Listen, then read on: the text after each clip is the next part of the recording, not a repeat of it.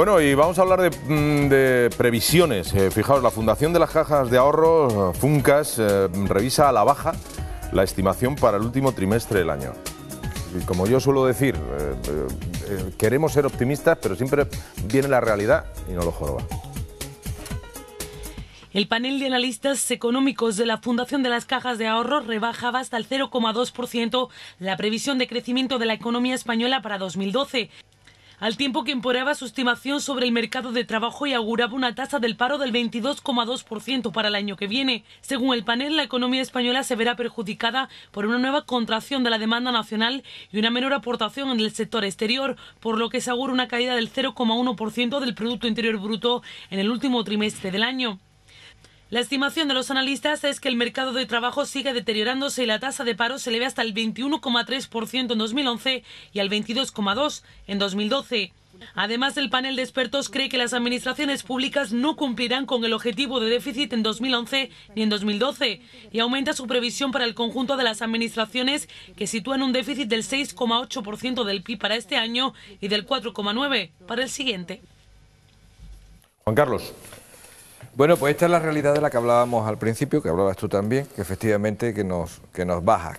Queremos ser optimistas, queremos estar esperanzados, pero nos bajan estas realidades. No obstante, estas son las realidades, porque estas no son solo realidades, son previsiones de realidad. Estas son las previsiones de realidad a las que hay que vencer, a las que hay que ganar y a las que hay que ganar trabajando, a las que hay que ganar generando confianza en la economía española, y como hemos hablado también antes, y a las que hay que ganar haciendo todas esas reformas de las que se está hablando y de las que ha invocado Rajoy precisamente en su discurso de investidura.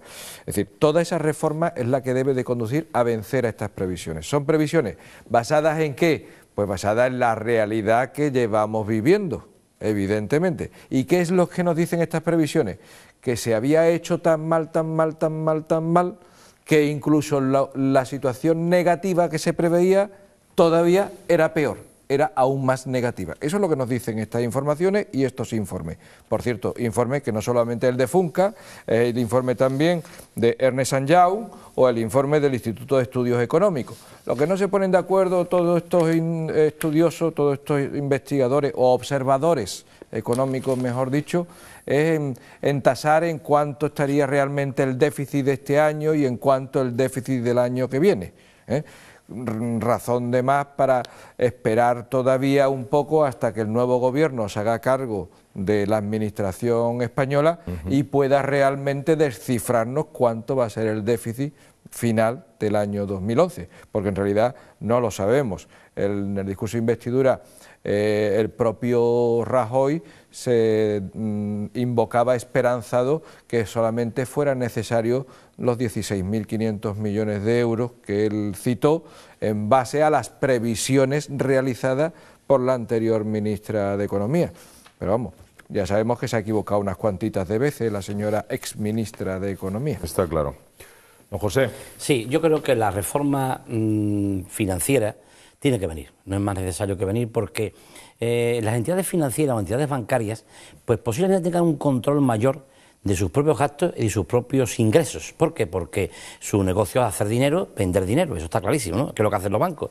Sin embargo, con respecto a las cajas de ahorro, hace falta una reforma muy profunda, muy profunda, donde las cajas de ahorro tengan un fin no social, como ahora se ha vendido, con comillas, ¿no?, sino un fin de participar en las economías de las empresas con criterios lógicamente objetivos, pero no regalar también el dinero o prestarlo, con comillas, al mejor postor o al amigo del que está gobernando en la caja, ¿no?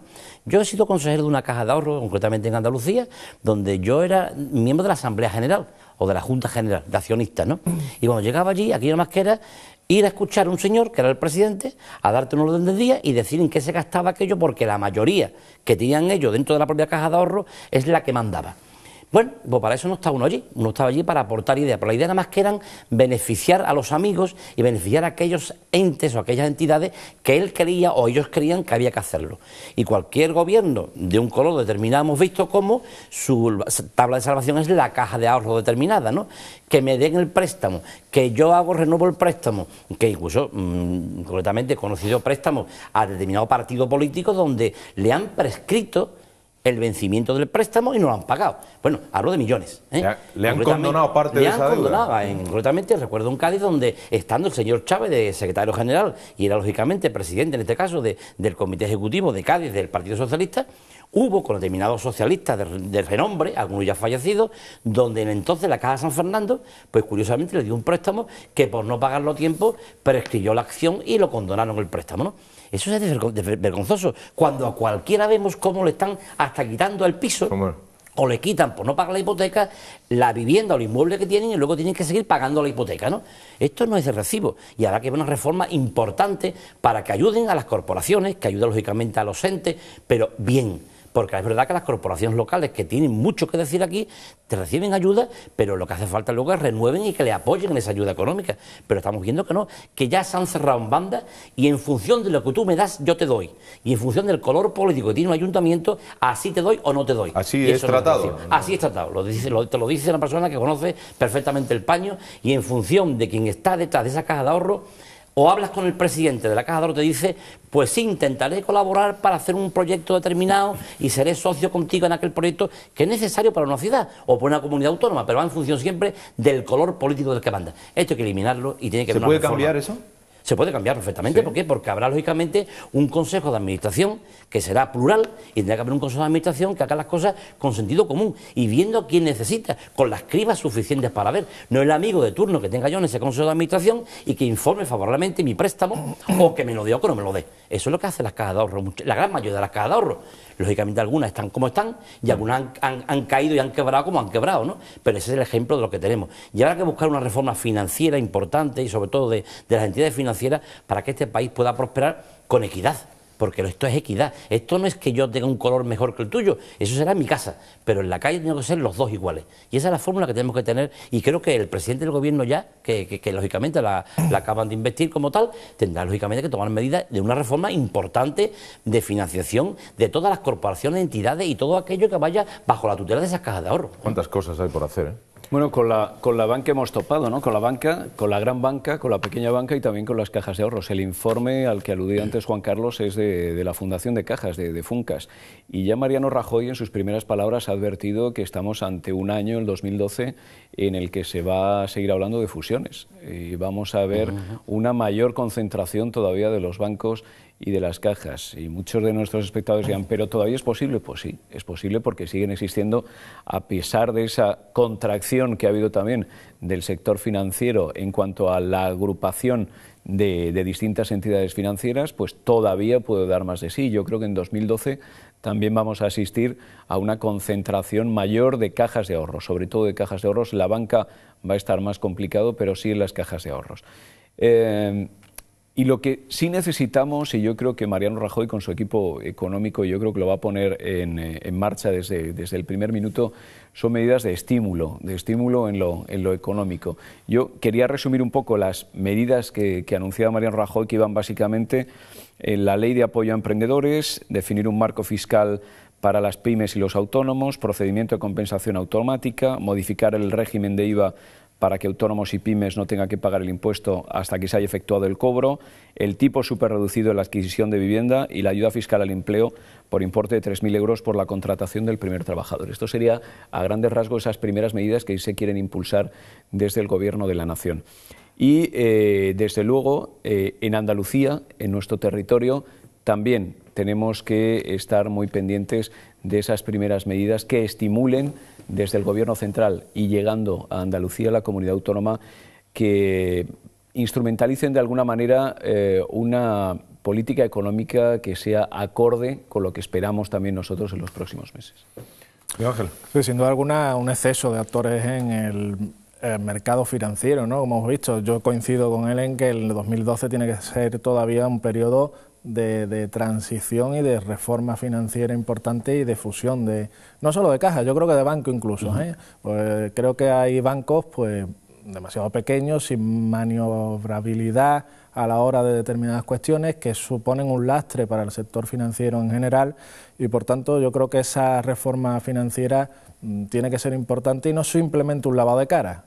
Si hacemos un lavado de cara del mercado financiero vamos a estar dentro de pocos años en la misma situación o peor, ¿no? Por tanto, toda reforma en ese sentido pues tiene que ir en ese sentido de cambiar la estructura propia y la forma de hacer de las entidades financieras, ¿no? Y luego también el tema de comunidades autónomas y ayuntamientos, la deuda, ¿no? Porque se habla mucho de deuda del Estado, pero el problema es comunidades autónomas y ayuntamientos, en muchos casos derivadas por los que se llama competencias impropias, es decir, asumir competencias que son propias de otras administraciones públicas, pero que los ayuntamientos, por ejemplo, tienen que asumir para ayudar a sus ciudadanos, ¿no? Y por tanto ahí tiene que haber una reforma a todos los niveles también en cuanto a esa financiación de esas administraciones, tanto autonómicas como locales, ¿no? Y también coincidían en lo que planteabas antes, en el tema de no solo hablar, yo creo que el debate no tiene que ser solo los 16.000 millones de recortes, pero para crecer, para estimular, para que la economía reactive. El problema no es soportar o mantener el gasto en paro que existe, el problema tiene que estar y la solución tiene que estar en plantear cuestiones para que ese paro baje y para que la gente esté trabajando, no para que esté cobrando el paro, ¿no? Por tanto, los recortes en ese sentido, desde mi punto de vista, tienen que ir en ese camino. Recortar, eliminar estructuras innecesarias, porque las hay, se han hecho cosas y excesos que lo hemos visto en los medios de comunicación, que lo hemos visto desgraciadamente a través de lo que está pasando con la crisis, pero sobre todo recortar para crecer, ¿no? que es necesario. Pues es importante que los espectadores sepan, como hemos venido hablando desde el principio, que estos son previsiones y las previsiones no tienen por qué acertar, sobre todo si de donde parten las previsiones se modifican, lógicamente. Estas previsiones parten de unos comportamientos de la economía que no tienen por qué ser en un futuro próximo el comportamiento de la economía española y por tanto estas previsiones pueden cambiarse. Esperemos todos que a positivo, a mejor. Pero a pesar de ese mensaje hay que dar también otro mensaje. El ajuste tiene que llegar en el 2012 y serán tiempos duros, porque efectivamente aquí hemos estado de fiesta y ahora toca pagar la fiesta.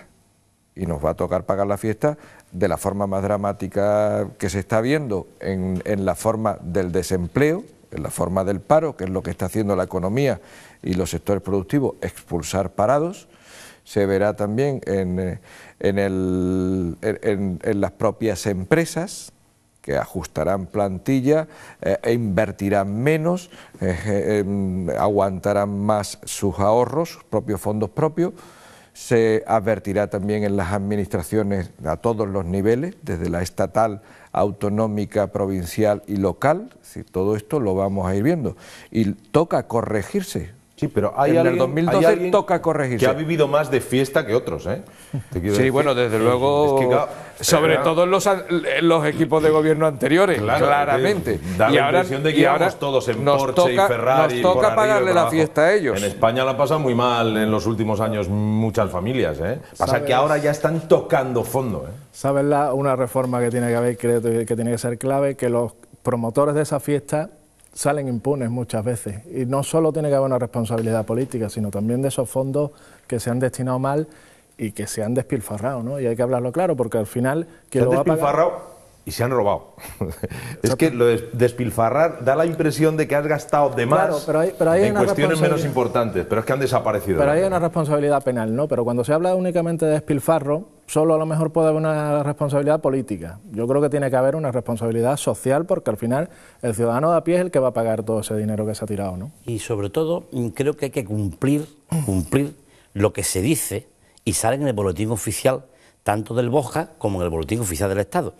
Yo recuerdo siempre que ahora, en estos días, el señor Griñán ha dicho que va a potenciar a los autónomos, y lo ha dado como una panacea novedosa. Hablamos de ello. Creo que como si fuera una cosa de Rajoy, ¿no? Pero yo diría que antes de eso, que me parece bien, porque la pequeña y mediana empresa es la que crea empleo en esta ciudad y en esta comunidad autónoma, que cumpla lo que ha prometido y no ha dado, y me explico.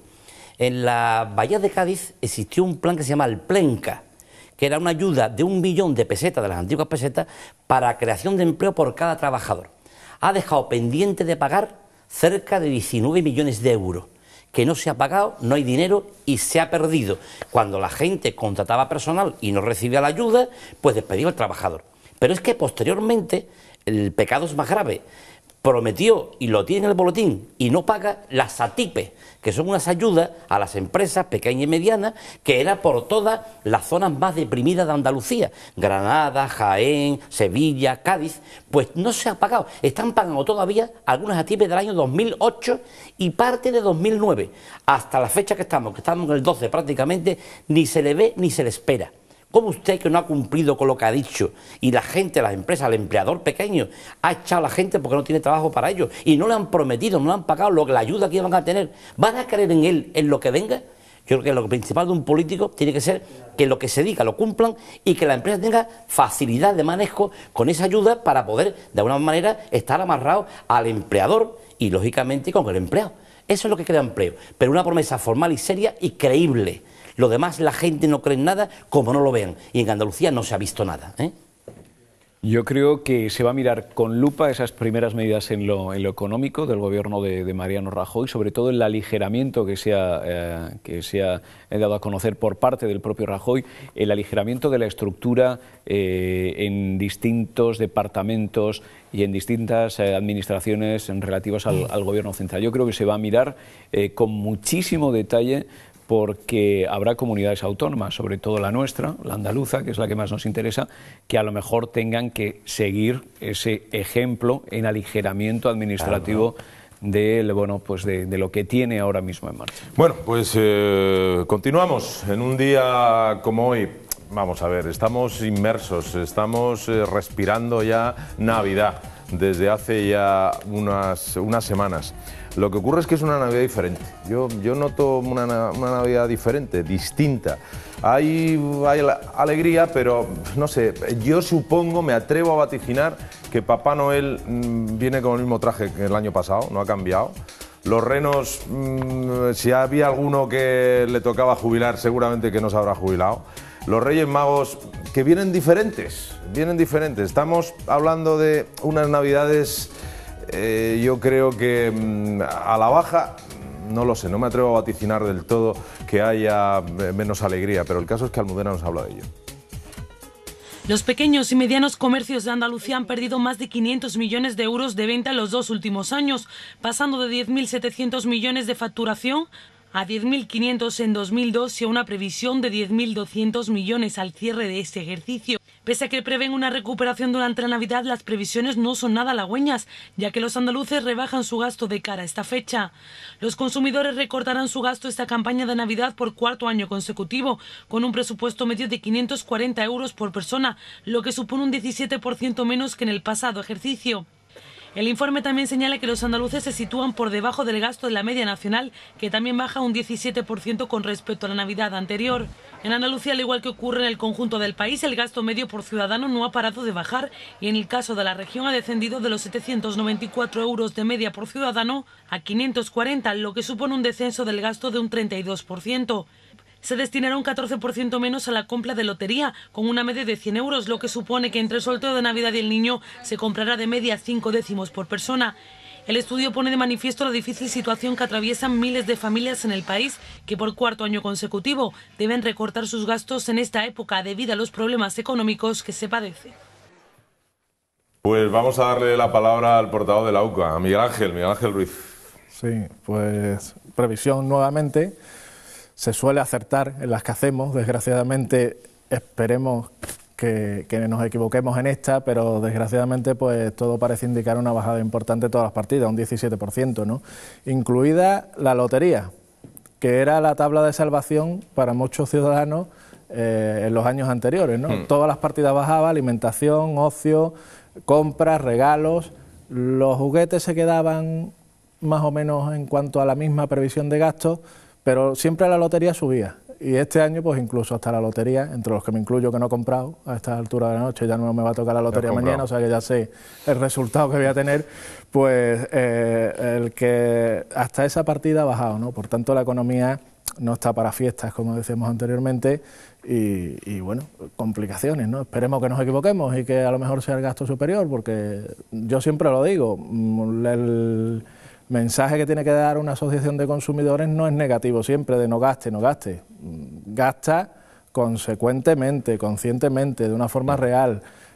No te sobreendeudes, que es lo que ha pasado en años anteriores. Yo creo que ese tipo de mensaje es el que tenemos que dar de una manera responsable, ¿no? Lo irresponsable sería decir en este momento, encima, no gastes, ¿no? El que tenga dinero, pues que gaste. Pero fíjate que es crisis sobre crisis, porque en Andalucía, como en el resto de España, llevamos 4 años disminuyendo el gasto navideño.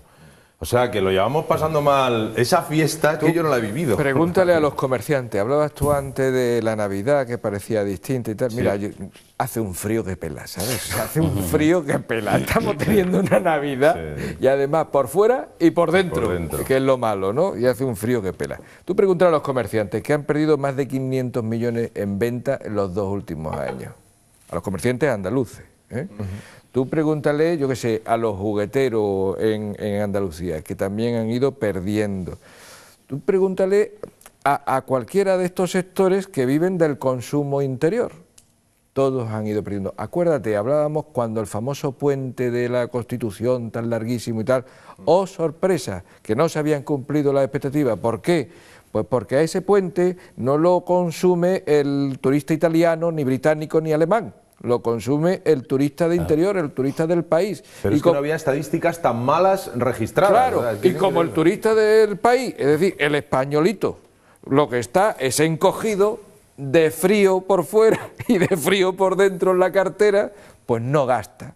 Que por eso decía yo antes que es uno de los factores económicos principales, la confianza, porque si tú tienes confianza, tú gastas. Y si no tienes confianza, no gastas, ahorras. Y ahorras cada vez más. Y por eso no se compran coches. Por eso no hay dinero en circulación. Por eso y por otras razones. Pero esa es una de las razones.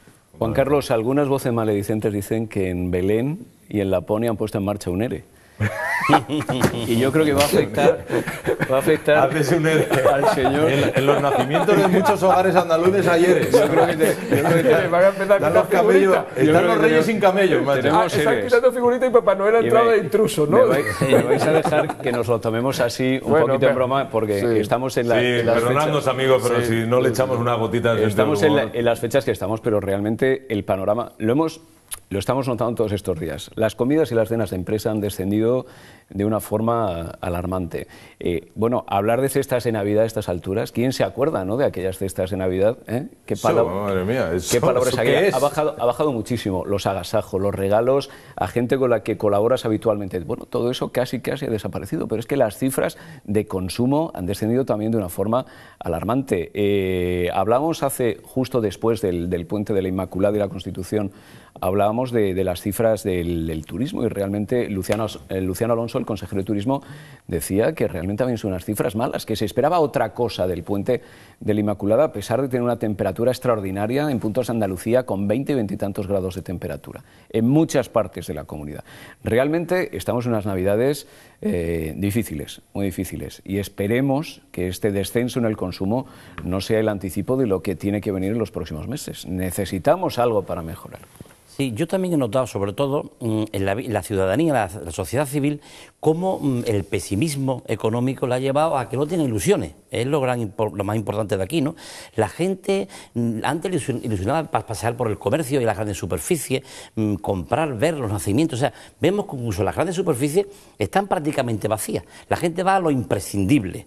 ¿Y qué ocurre también aquí? No olvidemos que los 5 millones largos de parados están en el desempleo, no tienen paga extra. Con lo cual hay 5 millones y pico de pagas menos que el ciudadano normal la gastaba en las Navidades. Es decir, yo tengo mi paga extra en mi empresa y entonces cuando llegue Navidad compraré y pondré. Esa es la lectura que había antes, ¿no? Esa alegría, bueno, pues como ya vendrá el próximo mes X, que tengo otra paga. Pero esa paga se gastaba en lo que uno le llamaba muchas veces superficial, pero que era lógicamente atractivo. El alma de la Navidad. La Navidad. Claro. Ahora, las personas que tienen en su casa nada más que la pensión del padre o de la madre, y que están en el desempleo los hijos, y que no tienen ingresos en esta paga de nada hasta que llegue el final de mes, que cobran la paga que le da la ayuda, la prestación económica del desempleo, ¿quién va a pensar que esa paga la tiene que tener para la cuesta de enero, como es lógico, ¿no? Es decir, la situación económica es tan terrible y no ha calado tan de fondo que ha roto los esquemas hasta de la Navidad, que en España históricamente ha sido muy importante, ¿no? Y en Andalucía hemos visto cómo En cualquier pueblo, la iluminación que había, la Navidad, la gente en la calle, los aguinaldos. Hoy día me decía un empresario que se dedicaba a la notificación de cartas, que son las típicas carterías, ¿no? Es que la gente ya no manda ni crisma, ya todo es por internet. Claro. Han hecho su propio crisma y se ha ahorrado pues el notificador y el sello y todo un largo. Y los verdes están contentos. Claro. Entonces, ¿qué pasa con Los esto? Que ecologistas. lógicamente es un efecto multiplicador que ha venido en esta economía nuestra y más en Andalucía, donde hay una situación de precariedad tremenda. Y esto ¿Sabes lo que han claro, hecho en Dúrcal, no? En la Sí, sí, población sí. granadina no Efectivamente. hay iluminación. Hablamos Lo hablamos aquí en un programa Sí, y sí, salió sí, sí. Y es una el Navidad alcalde y es una diferente medida también. de ahorro muy importante, porque además se ahorraron los propios concejales del equipo de gobierno una parte importante de su sueldo. El propio alcalde renunció a su sueldo y además se hicieron un montón de ajustes también de la campaña de Navidad, iluminación, etcétera, y algunas aportaciones de los comerciantes también y de los empresarios locales.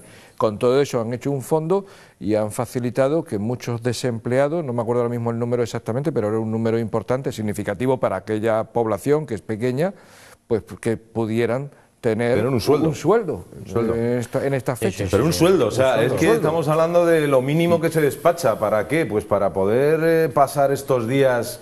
Eran 700 euros los que le daban a los empleados, no sé qué número eran. Eran 20, 22, me dice. No dice.